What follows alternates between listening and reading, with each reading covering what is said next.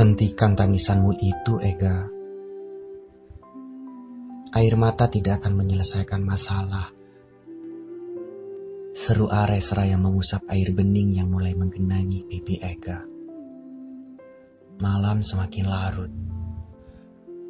Sementara Are masih saja setia meminjamkan bahunya untuk Ega.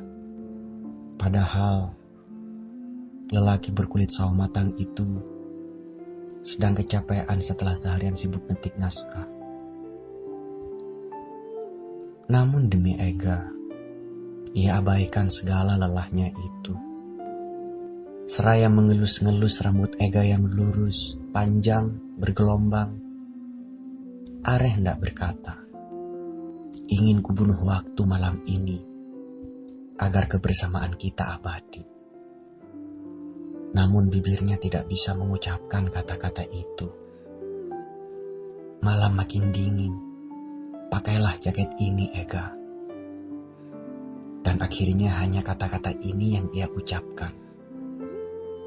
Are, lelaki pecinta fiksi itu sudah lama memendam rasa kagum pada Ega. Tidak sedikit cerpen-cerpennya terinspirasi dari perempuan itu.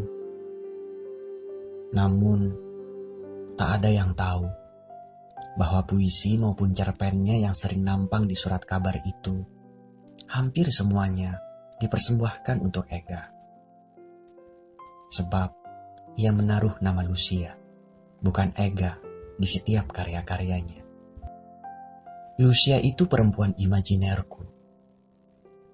Begitu Are menjawab setiap kali teman-teman komunitasnya bertanya perihal tokoh bernama Lucia yang selalu menghiasi cerpen-cerpennya. Ia sengaja menaruh nama Lucia agar para pembaca, terutama teman-teman sastranya, tidak tahu bahwa ia menyimpan rasa untuk perempuan itu. Are memang sudah lama menyimpan rasa kagum pada Ega.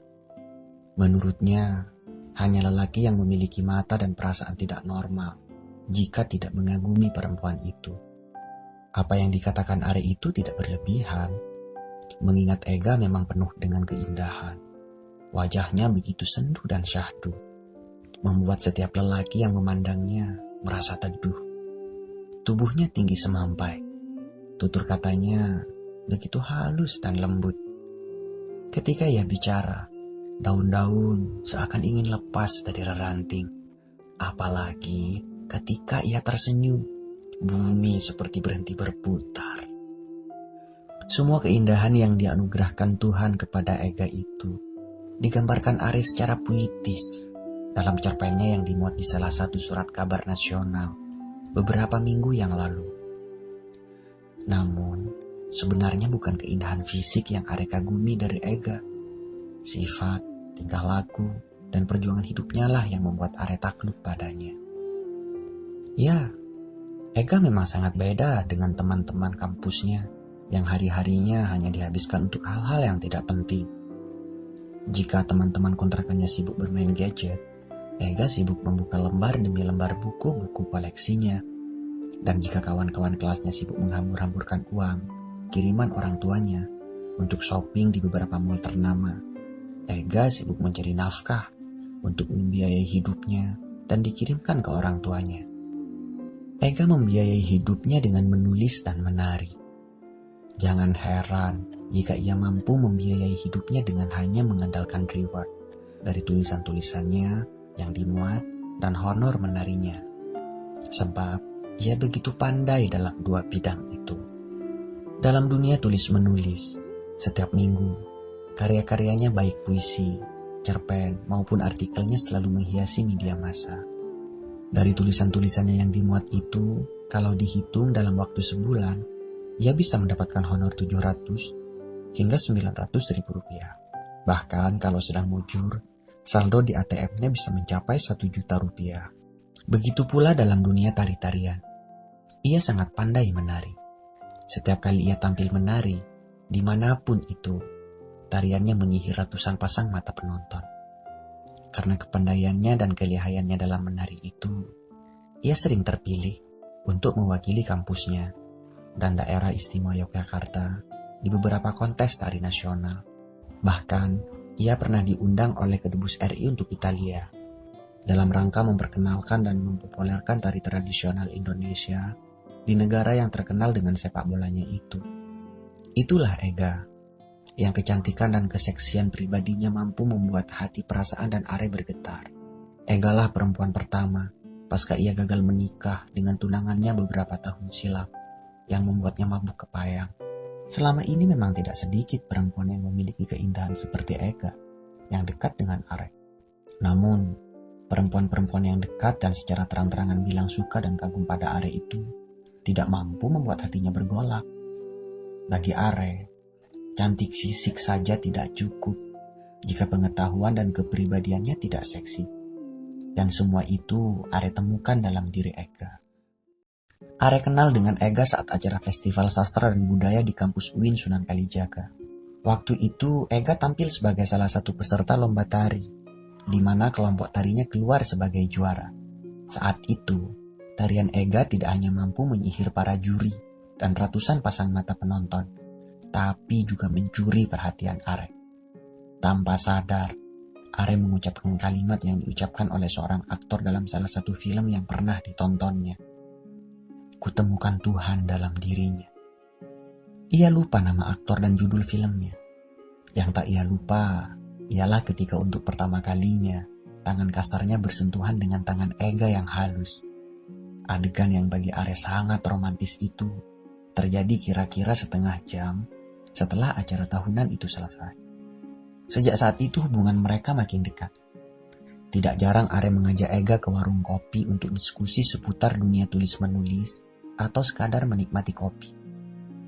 Ega juga kerap mengajak Are ke taman budaya setiap kali ia mau tampil menari. Meskipun mereka sering ngopi bareng dan pergi ke acara-acara kesenian dan diskusi sastra berdua, namun mereka tetap menjaga jarak. Sebab Ega sudah ada yang punya. Lalu kenapa pacar Ega tidak pernah menemani setiap kali perempuan itu tampil? Tanya salah satu teman Are. Setahuku, pacarnya itu tidak suka tari tradisional. Ia lebih suka tari modern. Menurut lelaki bernama Sonar itu, tari tradisional itu kuno dan ketinggalan zaman.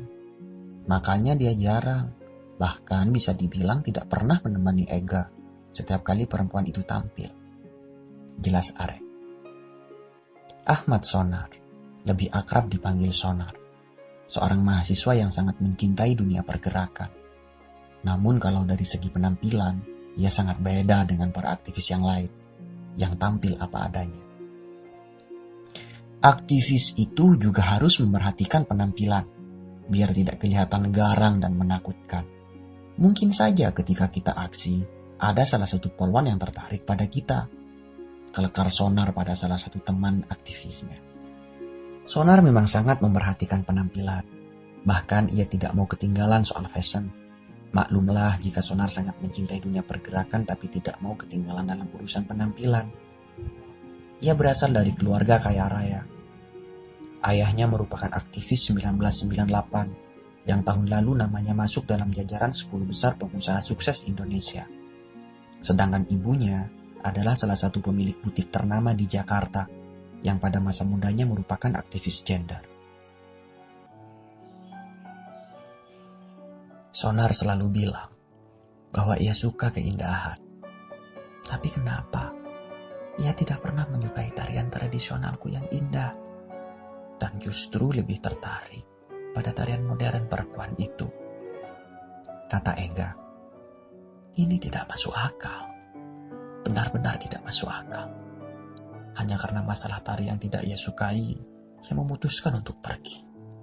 Ia tertunduk lesu dengan ekspresi wajah putus asa. Melihat Ega makin gelisah, Are tambah bingung dan tak tahu bagaimana caranya menenangkan perempuan yang hatinya baru patah itu. Di satu sisi ia bahagia melihat hubungan Ega dengan kekasihnya buyar. Tapi di sisi yang lain, ia tidak tega melihat perempuan itu menangis semalaman. Baru kali ini ia melihat Ega sesedih itu. Kenapa kamu masih mau mempertahankan hubungan dengan Sonar? Apakah dulu kamu menerimanya karena dia berduit? Sehingga kamu jadi stres seperti ini? berkata Are dalam hatinya saat air mata yang menitik dari sepasang mata Ega semakin menggenangi baju di bagian bahunya. Namun pertanyaan-pertanyaan yang ada dalam benak Are itu seketika buyar ketika Ega dengan suara parau berkata, "Kenapa tiba-tiba dia pergi meninggalkanku dan lebih memilih perempuan yang selalu tampil manis itu? Kurang apa aku selama ini sama dia?" Ia berhenti sejenak, mengusap air mata yang makin membanjiri wajahnya. Kemudian melanjutkan, "Aku tidak mengerti kenapa dia berubah, padahal dulu dia tidak seperti itu. Aku mencintai dan menerimanya bukan karena kekayaannya. Bahkan, aku tahu kalau dia berasal dari keluarga kalangan atas ketika hubungan kami sudah berjalan 1 tahun. Itu pun aku tahu dari temanku. Aku dulu menerimanya sebagai pacarku karena aku mengaguminya. Dia mahasiswa yang amat peka terhadap persoalan-persoalan kampus. Bahkan, dulu dia pernah menginap di kantor polisi karena berorasi di depan rektorat. Aku ingat betul. Dulu dia nekat aksi sendirian di depan kantor Bapak Rektor itu untuk memprotes para birokrat kampus yang menaikkan SPP. Tapi yang paling aku makin tak punya alasan lagi untuk tidak menerimanya ialah ketika ia bilang bahwa ia mencintai dunia seni dan sangat kagum dan suka pada perempuan yang menggeluti tari tradisional.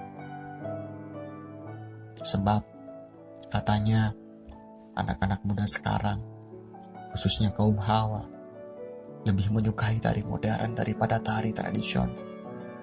Tapi, ternyata, semua yang diucapkannya itu hanya dijadikan umpan agar hatiku luluh. Ia sama sekali tidak menyukai tari tradisional. Dan belum selesai Ega bicara, keburu dipotong Are. Kau terlalu banyak bicara. Ia berhenti sejenak, mengambil nafas dalam-dalam, kemudian melanjutkan. Kau terlalu banyak membuang air mata. Perlu kamu tahu, Ega, kepergian dan kehadiran bermula dari cinta.